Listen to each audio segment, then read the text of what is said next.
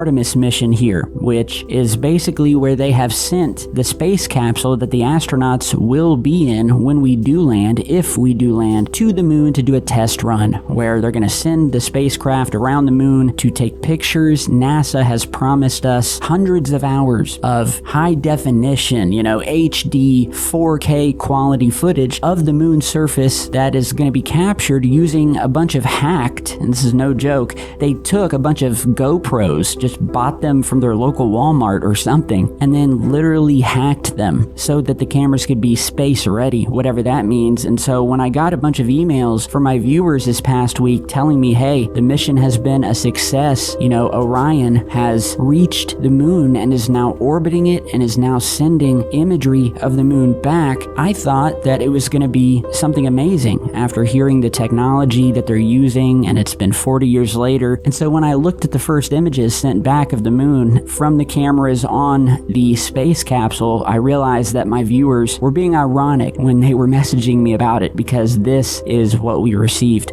back. And you get these crazy headline titles from all of these mainstream news agencies, such as NASA's Orion capsule captures gorgeous close-up pictures of the moon. I mean, this doesn't even look real to me. First we get footage back from some of the cameras on the Orion spacecraft as they approach the backside of the moon. And true to NASA's never a straight answer kind of way of doing business, we see the Orion capsule, and then we see this sort of circular potato in the distance that would appear totally craterless,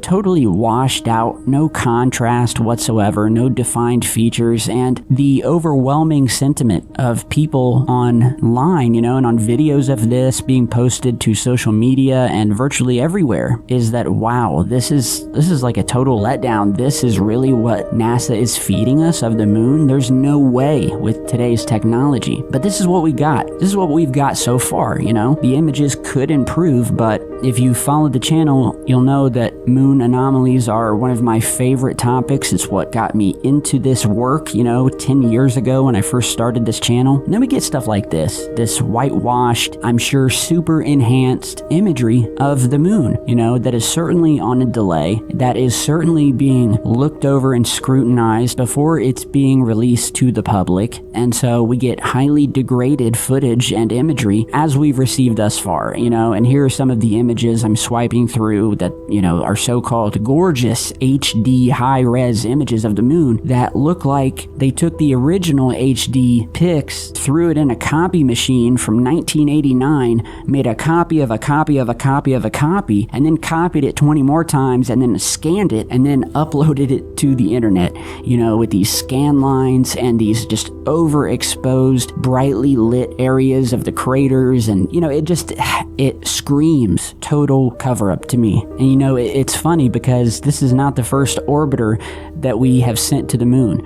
We have had other countries going back a decade now that have landed on the moon and have also sent orbiters to encircle it and take HD footage that has been totally mesmerizing, which is what you're seeing here. Footage taken by one of the lunar orbiters that was launched by Japan. And you can find these videos online, and you just look at the footage from years ago now, and just how amazingly rich in detail it is compared to what